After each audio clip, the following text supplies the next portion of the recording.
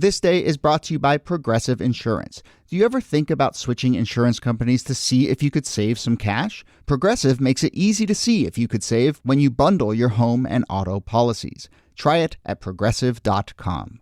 Progressive Casualty Insurance Company and Affiliates. Potential savings will vary. Not available in all states.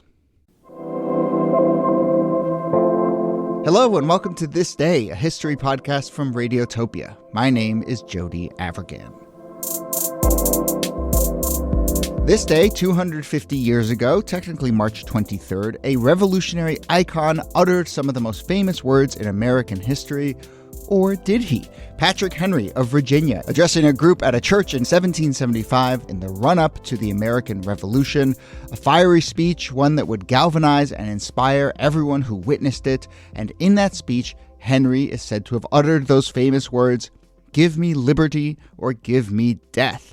Folks, we are truly in dad history mode here. This is like an American Revolution clarion call, an absolutely unforgettable piece of oratory, except maybe kind of forgettable because no one seems to remember if Henry actually said that. So, here to discuss Give Me Liberty or Give Me Death, Nicole Hammer of Vanderbilt and Kellie Carter-Jackson of Wellesley. Hey there. Hello, Jody. Hey there. Well, I mean, I think I should start with the obvious question. You know, when offered the choice, where do you land? I'll go Liberty, I think. Yeah. I will go Liberty all day, every day. I know it's a real Sophie's choice, but, you know. Yeah, Liberty sounds nice. Okay, so we'll get to sort of why that choice was so impactful at the moment and the framing of that choice, and, of course, whether he actually said those words. But let's get to know Patrick Henry a little bit first. What do we need to know about this Virginian? Yeah, he's an interesting character. So born in Virginia and from a life of privilege, you know, he goes to school, but pretty much gets tutored by his father, who attended King's College, and, you know, gets exposed to sort of all the types of leadership he should have as an adult. He's known as being sort of a character, pretty charismatic, pretty charming, no trouble with the ladies. He was known as being a good dancer, which I would love to kind of see, like, your dance moves. What do these dance moves look like in the 18th century? It's mostly waist down, I'm going to go ahead and say. There's not a lot of, like, you know, swaying of the hips or anything. This is like when waltzing was the equivalent of Dirty Dancing and Patrick Swayze. Yes, but he's popular. You know, he's liked, he's beloved. He's not very successful in the business world, though. So at 15, he tries to take on sort of an apprenticeship. He clerks for like a local merchant, and that doesn't work out too well. He tries to open up a store with his older brother, William, and it winds up failing. And then maybe a few years after that, he takes over a farm, and also that has sort of like a tragic end too. The farm, the main house of the farm, burns down, and pretty much he's at a loss for what he's going to do for work. He tries becoming like a host of a tavern, and eventually he picks up the law. In about 1760, he gets his law license, and he starts working as a lawyer, and that really takes him into the field of politics. He, gets elected to the House of Burgess, and from there, it's almost like stratospheric in terms of his climb. That charisma that he had, that charm that he had, was really like perfectly suited for politics, and so he's able to sort of, corral his colleagues in a lot of ways. He's pushing things like, speaking out against the Stamp Act. He's kind of like giving treasonous words and talking about, King George III and like, him having like this detrimental downfall if he's not willing to play nice. Like it's kind of wild. And I think people also don't know, when they connect his most famous sort of slogan or catchphrase, that he's also a slaveholder. So when he gets married, his wife, he inherits like 6 enslaved people. And then throughout his life, he's purchasing and selling enslaved people. Well, the me in Give Me Liberty. Yeah, I know. It's to give us liberty. Yeah. I will say, I mean, I love the idea that he's, a good-looking fiddle player who crashes out of a few other gigs before he works his way to becoming a lawyer. I mean, it's a reminder that, everyone has those wandering years, and that's fine, sure. and they're probably important. Though it is funny, the compressed timetable. He's only 24 by the time he's crashed out of those 5 jobs and then decides to become a lawyer and get, but I think 1775's 24 is this year's 40 or whatever. Well, 15 is like adulthood. You know what I mean? Like, so, yeah. And he's definitely one of those people who kind of met the moment, right? He enters politics just as revolutionary fervor is starting to mount in the United States, and he is positioned against the British, right? He's proclaiming himself pretty early on. In 1774, during the Continental Congress, he's like, I'm not a Virginian, I'm an American, which is actually, you know, as you were saying, Kellie, treasonous at that point in time. Is there any other kind of fervor but revolutionary fervor? Have you ever heard about other fervors? I think that's the only one. Yeah. Yeah. I was about to use that same phrase, and then it occurred to me. So if listeners if there are other historical fervors, then I would love to dive into them. Anyway, so yes, he catches now that the fervor. Clarified that. He catches the fervor fever, and he ends up going to the Continental Congress. That's right. Right. So he goes to the Continental Congress in 74, and then the next year is where he enters our story for this potentially apocryphal speech, or at least the line is apocryphal. The speech itself is not. So it's March of 1775. He's in Virginia, where he's from, and he had been elected as a delegate to the Second Virginia Convention. And this is about the state itself, trying to figure out where it stands on this issue of independence, revolution, where are we in this revolutionary moment? And they're all gathered here in this church, and there are lots of people speaking. And the issue on the table is, do we want to just stay at peace with Great Britain, or do we want to start raising a militia in order to get ready for war? And the debate is going back and forth on all of these different things. And Thomas Jefferson is there, George Washington is there, because Virginians kind of run everything in the years ahead. And as he's sitting there, he's listening to this debate, and suddenly he rises from his pew. And one of the ministers who was there later describes him as having this unearthly fire burning in his eye.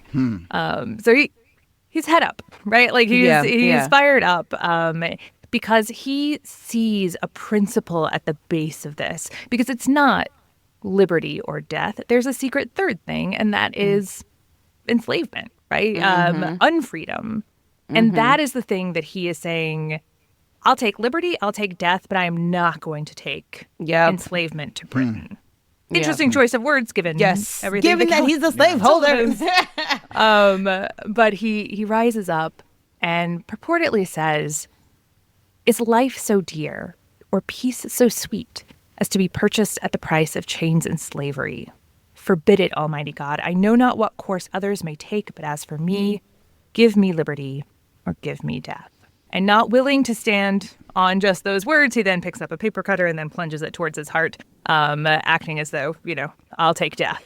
Which so I want dramatic. to get to the paper cutter drama for sure in a second. But I don't know, to sort of point out the obvious there, he says, is life so dear as to be purchased at the price of chains and slavery? Forbid it, Almighty God. No one in that room connects the dots to actual chains and slavery. No. No. And in fact, I mean, I think Kellie's mentioned this before, but, people often debate, oh, well, it was the mores of the time. They didn't know that slavery was evil. They know that slavery is terrible. They'd rather die than be enslaved. Yeah, they know. They absolutely know. As a matter of fact, Abigail Adams is calling it out. Like, there's such hypocrisy. I mean, they all know that. And they know it because they don't want the plight of their enslaved. Like, that is their example. That's their motto. You want to be these guys? We don't want to be these guys. And matter of fact, I think it's John Adams that says we won't be their Negroes. I mean, like, it's so clear. But again, there's also this cognitive dissonance in terms of like how people are thinking about themselves and versus how people are thinking about Black people. Yeah.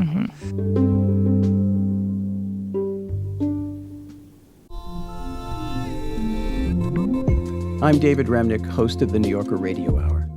There's nothing like finding a story you can really sink into that lets you tune out the noise and focus on what matters.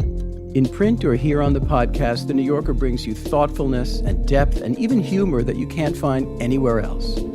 So please join me every week for the New Yorker Radio Hour, wherever you listen to podcasts. This episode is brought to you by Quince. Folks, it is officially time to start thinking about refreshing your wardrobe for the spring, maybe even leveling up with a little affordable luxury. Well, Quince is here to help. Quince offers a range of high-quality items at prices within reach. I'll tell you the section of Quince that I'm most excited about, which might tell you something about where my head's at. There's a section on the site called The Vacation Shop. I just ordered a new pair of sunglasses from there. They have an Italian leather sling for under $100, hats, cases, even luggage if you want. I have made a vow to travel in linen and only linen, so I've stocked up on a couple European utility shirts, $45, that's it. And a new pair of nice-looking board shorts, $40. So I am all set for my summer travels. If you've got your eye on all the fun that comes with warm weather, go ahead and give Quince a shot. Go to quince.com/thisday for free shipping on your order and 365-day returns. That's QUINCE.com/thisday to get free shipping, 365-day returns, quince.com/thisday.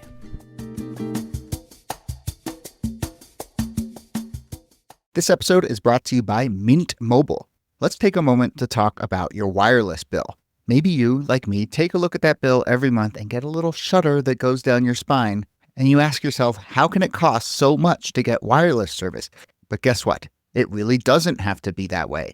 You can say bye-bye to your overpriced wireless plan's jaw-dropping monthly bills and unexpected overages because Mint Mobile is here to rescue you with premium wireless plans that start at $15 a month.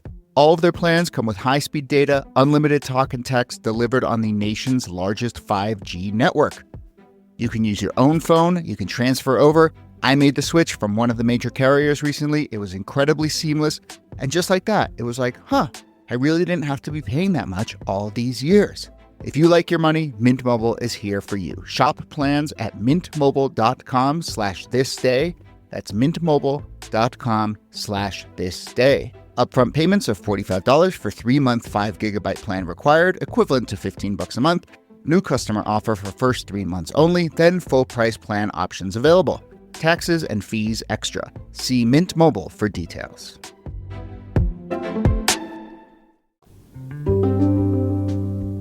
We'll talk in a second about how so many of the details of this moment are hazy for understandable reasons. But in the way you described it, Niki, do you get the sense that he was sort of moved impromptu in that moment? I mean, there is this sort of religious taken over by the spirit element to it all. I think it's hard to know. It doesn't necessarily, like what he said, and again, we'll talk about whether he said what he said, but he's drawing from language and debates that have been happening for a decade at that point in time. I do think that if he's sitting there in the middle of this church, and I mean, just put yourself in that position. You firmly believe that what the state has to do is raise a militia, that you have to break from Britain, that you have been advocating for this for most of your career. And now you're listening to all of these people say, I don't know, maybe we should just say peace with them. I don't really want a war. Like, peace is so much better. You would get mad. And, come out with some pretty strong statements. So I think it's a combination of the two, right? Yeah. Like, he's frustrated in the moment, but also he has been rehearsing these arguments for a decade and is ready to unleash them on this gathering. Yeah. I mean, he's a lawyer, right. When you think about the fact that that's what he's supposed to do, to make these arguments, to make these impassioned arguments. He also grew up, in a religious home in which he's hearing these passionate speeches and sermons. And so he knows, I think, how to hit those points in which people will respond to what he's saying, either emotionally or politically. Well, so on those two fronts, politically, it works, right? The convention adopts the amendments, the stuff that he was proposing. Obviously we know that then there's a march towards arming and march towards confrontation. And, but it clearly works as a sort of which choice are we going to make coming out of this? And then obviously so many of the stories coming out of the speech are about the deep emotion of it all. So, Thomas Marshall, who was there, and actually is the father of John Marshall, who would become Chief Justice, reportedly said that the speech was, quote, one of the boldest, vehement, and animated pieces of eloquence that have ever been delivered.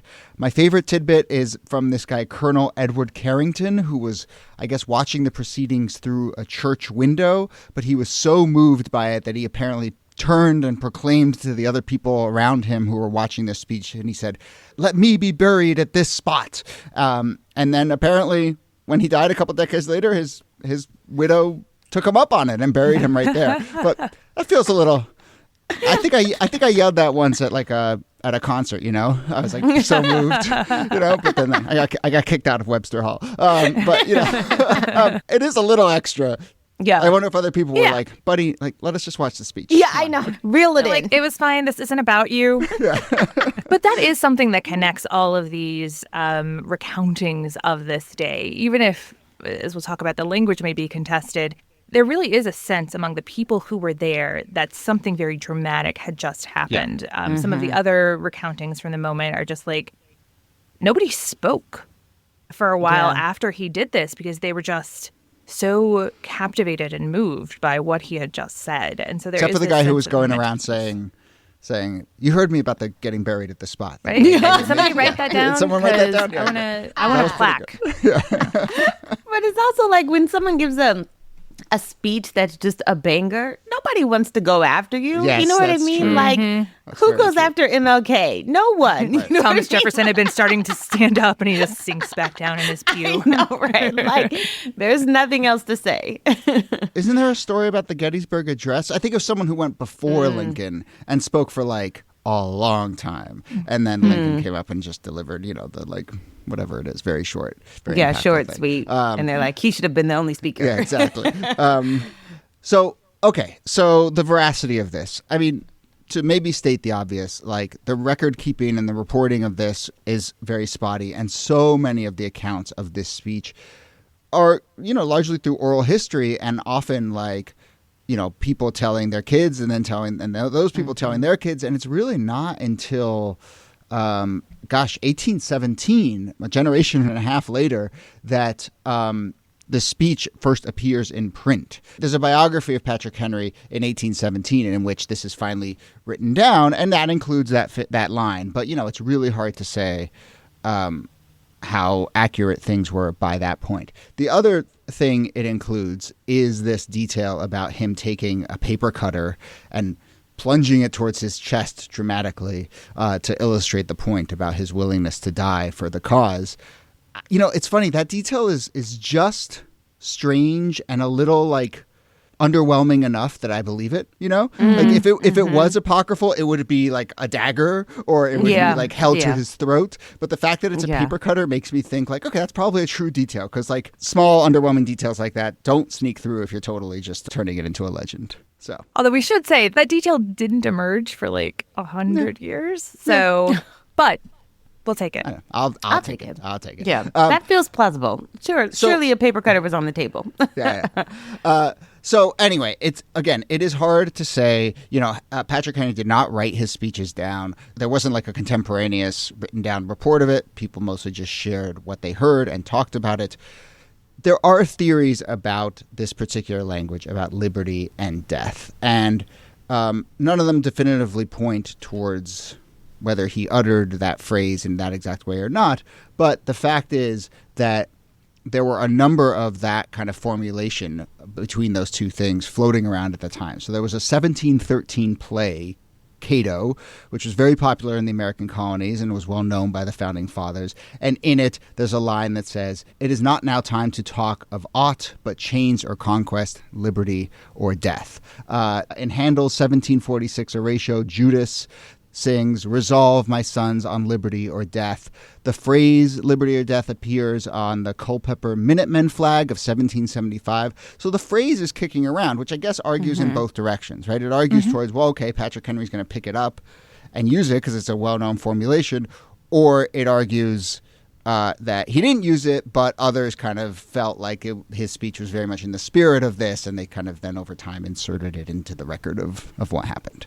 And I know that it's like this famous phrase, and so we want to know definitively if it was said, but I think it ultimately doesn't matter. Like, he's speaking in the revolutionary patois of the time. Like, that's how people spoke about this desire for independence and for freedom in a century in which people were obsessed with that idea. And so we know that he is making that kind of argument, even if we don't necessarily have it down to the word. Yeah. I still think that it represents the spirit of how people felt at the time, and how the sort of this ultimatum of what people had before them felt like life or death, felt like very, very pressing. And I think it feels so pressing, particularly when you're up against the institution of slavery. Like, you know, those dichotomies are, no pun intended, but very black and white and very either or. And so, yeah, it feels like it would track. Now, maybe there's a little bit of like fudging of the language or something like that, but I don't know. Dress it up a bit. Yeah. There's some stuff, though, that's like, is it accurate or is it authentic? And sometimes I think authenticity matters just as much as accuracy. Yeah. Agreed. And certainly for the purposes of what this phrase does, I mean, it becomes a rallying cry. Soldiers are embroidering it onto their shirts. There's flags that say liberty or death. I mean, you know, it does the trick. And I think it's totally reasonable to sort of largely credit Patrick Henry as someone who's kind of injecting that idea into the discourse. You know, Henry goes on. He's Virginia governor from 1776 to 1779. It seems like he doesn't walk the path that a lot of other founding fathers do in terms of his military career. Like, they don't really recruit him into the army. They kind of, I think, assess him as maybe not the best field general or fighter. So he kind of doesn't have a huge role in the fighting itself, but then he has a little political role afterwards. And he kind of seems to want to just like settle into life in Virginia. And I mean, I think he's like offered overseas posts and sort of higher national positions, and he's down to just hang out on his farm. Yeah, you get the sense that he was like a writer and speaker, but his ambitions were not, I want to be leading one of these new parties, I want to hold federal office. You know, goes back to Virginia. Totally reasonable. Fine. Yeah, just play the fiddle. You know, be attractive. Have some dance parties. Yeah. All right. Well, we'll leave it there. And listeners, you can decide whether you think it was uttered or not uttered, or whether it doesn't matter. But that brings us to the end of the episode. Nicole Hemmer, thanks to you as always. Thank you, Jody. And Kellie Carter-Jackson, thanks to you. My pleasure.